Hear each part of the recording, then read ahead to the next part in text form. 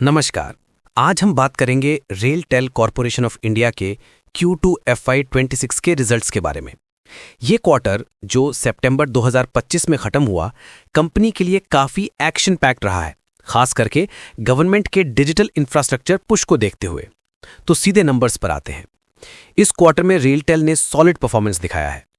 Company का total revenue 650 crore रुपए रहा, जो पिछले साल की इसी क्वार्टर से लगभग 25% ज़्यादा है।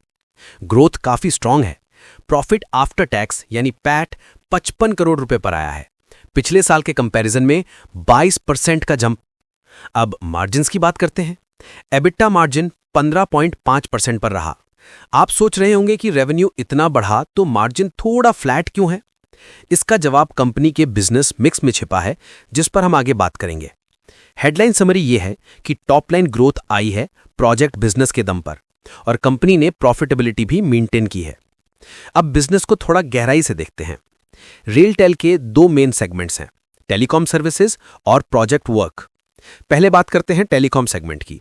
ये इनका stable bread and butter business है, जिसमें फाइबर लीज करना, इंटरनेट बैंडविड्थ देना और टावर को लोकेशन जैसी सर्विसेज आती हैं। इस सेगमेंट ने क्वार्टर में लगभग 200 करोड़ रुपए का रेवेन्यू किया।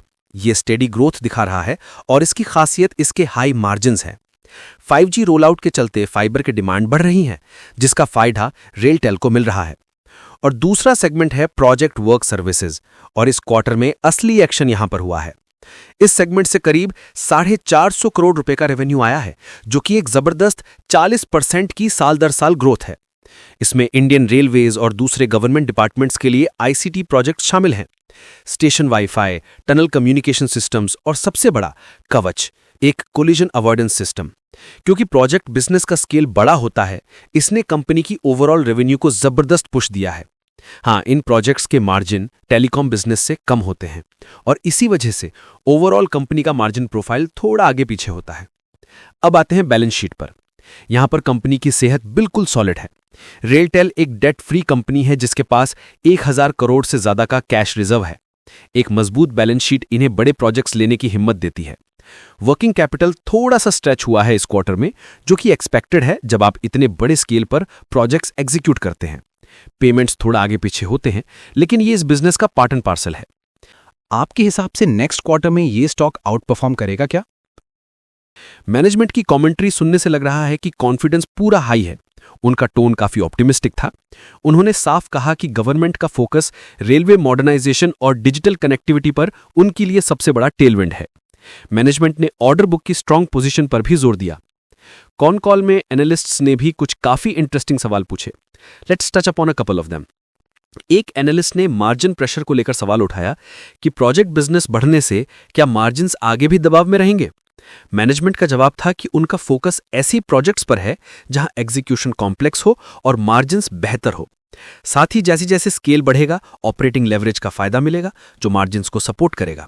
उन्होंने क्लियर किया कि वो ग्रोथ के लिए मार्जिन सेक्रीफाइस नहीं करेंगे। एक और सवाल था कवच प्रोजेक्ट के एग्जीक्यूशन टाइमलाइन पर। यह एक multi year, multi thousand crore opportunity है। मैनेजमेंट ने बताया कि यह फेज्ड मैनर में हो रहा है और वो रेलवेज के साथ क्लोजली काम कर रहे हैं। उनके मुताबिक अगले कुछ सालों तक कवच से एक सिग्निफिकेंट और विजिबल रेवेन्यू स्ट्रीम आने वाला है। अगर आपको ये एनालिसिस हेल्पफुल लग रहा है तो वीडियो को शेयर करो अपने इन्वेस्टिंग ग्रुप में। तो आगे का रास्ता कैसा दिख रहा है? आउटलुक काफी स्ट्रांग लग रहा है, और इसका सबसे बड़ा सबूत है कंपनी की ऑर्डर बुक। सुनिए, कंपनी के पास अभी 5,500 करोड़ की सॉलिड ऑर्डर बुक है।